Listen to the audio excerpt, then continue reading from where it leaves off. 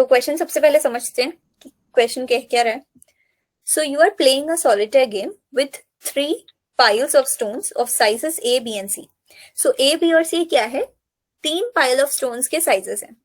ठीक है. Each turn you choose 2 different non-empty piles. Take 1 stone from each and add 1 point to your score. तो हम हर बारी क्या करेंगे कि दो नॉन एम्प्टी, वो दो नॉन एम्प्टी कोई भी हो सकते हैं, दो नॉन एम्प्टी पाइल्स को चूज करेंगे, उसमें से एक एक स्टोन निकालेंगे एंड अपने पास एक पॉइंट्स नाम का वेरिएबल ले लेंगे एंड पॉइंट हमारा इंक्रीमेंट होता रहेगा. हर बारी हम ये ऑपरेशन परफॉर्म कर पा रहे हैं, मतलब हमारा पॉइंट एक से इंक्रीमेंट हो जाएगा. ठीक है. And the game will stop when there are fewer than 2 non empty piles, meaning that there are no available moves, no more available moves. तो हमें मैक्सिमम स्कोर बताना है जो हम ले सकते हैं. ठीक है.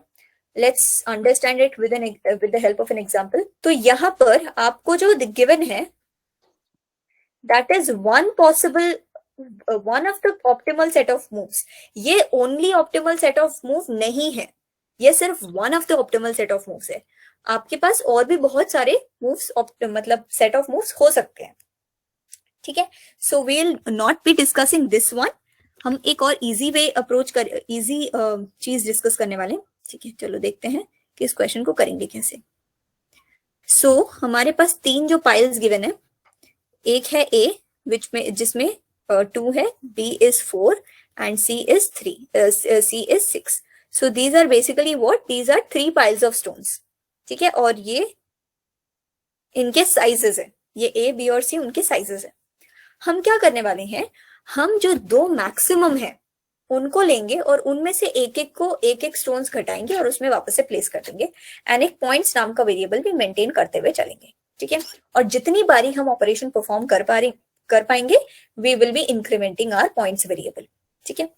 बी और सी को चूज करा, since these two are the largest. B को डिक्रीमेंट करा, 3 हो गया, एंड सी को डिक्रीमेंट करा तो 5 हो गया, एंड ए को एज इट इज रखेंगे. क्यों? क्योंकि हमें इन वन पॉसिबल मूव हमें क्या करना है, सिर्फ 2 नॉन एम्प्टी पाइल्स को चूज करना है, उसमें से एक एक स्टोन निकालना है और अपने पॉइंट्स वेरिएबल को इंक्रीमेंट कर देना है. सो 0 + 1 हो गया.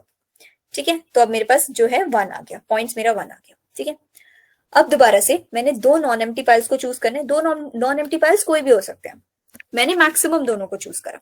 सो 3 and 5, I am choosing these 2. 3 और 5 को रिमूव करा तो मेरे पास क्या आ जाएगा, ये 2 और ये मेरे पास 4 एंड ये A मेरे पास 2. ठीक है. अब मैंने वापस से अपने पॉइंट, सिंस मैं एक और बार ऑपरेशन परफॉर्म कर पाई तो मेरा पॉइंट्स हो जाएगा 2. मूविंग ऑन, मैं अब दोबारा से जो 2 मैक्सिमम साइजेस वाले स्टोन के पाइल्स है उनको सिलेक्ट करूंगी. सो B and C will be selected. Let's say this is 1. A को भी सिलेक्ट कर सकते थे आप, and C will be 3. C will be 3 and A मेरा 2 ही है. ठीक है. दोबारा से सिंस मैं ऑपरेशन परफॉर्म कर पाई तो मेरा पॉइंट्स इंक्रीमेंट हो जाएगा. 2 मैक्सिमम 2 और 3 को उठाएंगे, डिक्रीमेंट करेंगे, C को 2 और B मेरा एज इट इज रह जाएगा. ठीक है. दोबारा से मैं ऑपरेशन परफॉर्म कर पाई तो मेरा पॉइंट्स इंक्रीमेंट हो जाएगा. 2 मैक्सिमम को चूज किया, this is 0, this is 1 and this is also 1. So in this case also again I am able to perform an operation, so 1. So we are incrementing our point. Again 2 non empty piles, ये मेरा empty pile हो चुका है. अब 2 non empty piles को choose करा, ये दोनों. सो A will be 0, B is already 0 and C will be 0. So in that case I am able to perform one more operation. So 6. तो टोटल मेरे पॉइंट्स कितने हो गए, 6. सो यही मेरा आंसर है. बताओ ये एग्जाम्पल क्लियर हो गया सबको. ठीक है. Now moving on to the second example. Second example समझते हैं अब. देखो इसमें मेरे पास A है 4, B है 4 एंड C है 6. यही नहीं करा था हमने अभी, नहीं, इसमें 2 4 6 था, इसमें 4 4 6 है. ठीक है. नाउ मूविंग ऑन, सबसे पहले हमने लार्जेस्ट 2 को सिलेक्ट किया. आप A या B में से कोई भी एक और C को सिलेक्ट कर सकते हो. तो लेट्स से हम A और C को सिलेक्ट करें. सो A की वैल्यू विल बी 3, C की value will be 5 and B की वैल्यू 4 का 4 ही रह जाएगा.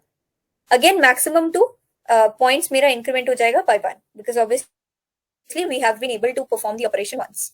2 मैक्सिमम को सिलेक्ट किया, 4 और 5 इनको डिक्रीमेंट करा. सो B will be 3, C will be 4 and A will be as it is, that is 3. तो मैं दोबारा से ऑपरेशन परफॉर्म कर पाई तो 2. दोबारा से मैक्सिमम 2 B और C को सेलेक्ट करते हैं. सो B will be 2 and C will be 3. So and A will remain as it is.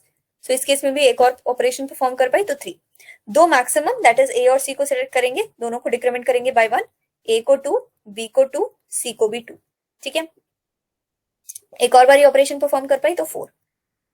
दो मैक्सिमम A और B को ले लेते हैं, A1, B1 and C will be 2. In this case again operation being performed 5. दो maximum B और C को ले लेते हैं, B will be 0, C will be 1 and A will be 1. तो मेरा ऑपरेशन हो जाएगा 6. दो नॉन एम्प्टी को A और C है तो A भी 0 हो जाएगा, B भी 0 हो जाएगा, C भी 0 हो जाएगा, तो मेरे पास टोटल ऑपरेशंस कितने हो गए 7 and this is exactly what my answer is. Second example clear हो गया. देखो क्या करना है, कोड में कुछ नहीं करना. अच्छा, हमें मैक्सिमम मैक्सिमम दो स्टोन्स निकालने हैं, राइट? तो हमें किस चीज का मैक्सिमम, हमें क्या प्रायोरिटी क्यू बनाना पड़ेगा? मैक्स और मिन. मैक्सिमम दो निकालने ना हमें, तो हमें मैक्स प्रायोरिटी क्यू बनाना पड़ेगा. So priority queue of integer pq is equal to new priority queue and this is going to be collections dot reverse order. और अब क्या करना है, हमें प्रायोरिटी क्यू में ऐड करना है. प्रायोरिटी क्यू में क्या क्या ऐड करेंगे हम? प्रायोरिटी क्यू में A को ऐड करेंगे, प्रायोरिटी क्यू में B को ऐड करेंगे और प्रायोरिटी क्यू में C को ऐड करेंगे. यही तीनों चीजें हैं जो मुझे वेरी कराने हैं. So I will be adding all these three in the priority queue. अब मुझे बताओ कि प्रायोरिटी क्यू में वाइल की कंडीशन क्या होनी चाहिए? Priority queue dot size greater than 1 या फिर ग्रेटर देन इक्वल टू 2, दोनों में से कोई भी लिख सकते हो. ऐसा क्यों? क्योंकि मुझे दो बार ही रिमूव ऑपरेशन परफॉर्म करना है, right? So int remove is equal to, sorry, let's say R1 that is removed 1 is equal to PQ dot remove. पहला रिमूव परफॉर्म किया, उसके बाद दूसरा रिमूव परफॉर्म करेंगे, मेरे पास दो मैक्सिमम आ जाएगा. प्रायोरिटी क्यू डॉट रिमूव, दो मैक्सिमम आ गए मेरे पास, दोनों के साइजेस को एक से डिक्रीमेंट करना है. रिमूव टू माइनस माइनस, और एक पॉइंट्स नाम का वेरिएबल हमें इंक्रीमेंट कराते हुए चलना है. जब हम क्या कहते हैं कि एक पॉसिबल मूव कर पा रहे, तो उस केस में मुझे एक पॉइंट्स को भी इंक्रीमेंट कराना पड़ेगा. ठीक है, सो पॉइंट्स प्लस प्लस. एंड अगर मेरा जो ये नॉन एम्प्टी आ रहा है, अगर मेरा removed 1 is greater than 0 only, then I will be adding it to the priority queue. So priority queue में ऐड करेंगे हम रिमूव्ड 1 को, अगर वो ग्रेटर देन 0 है तभी. और अगर मेरा रिमूव 2 ग्रेटर देन 0 है, तब मैं प्रायोरिटी क्यू में ऐड कर दूंगी रिमूव 2 को. ठीक है, और अगर वो 0 हो जाता है तो फिर उसको ऐड करने का कोई मतलब नहीं बन जाता, तो हम उसको ऐड नहीं करने वाले. और ऑब्वियसली मेरे पास दो या दो से ज्यादा, ऑब्वियसली तीनों फाइल्स होने चाहिए, तभी जाके मैं दो बारी रिमूव ऑपरेशन परफॉर्म कर सकती हूँ. इसी वजह से मुझे क्या कंडीशन लिखनी पड़ेगी वाइल में?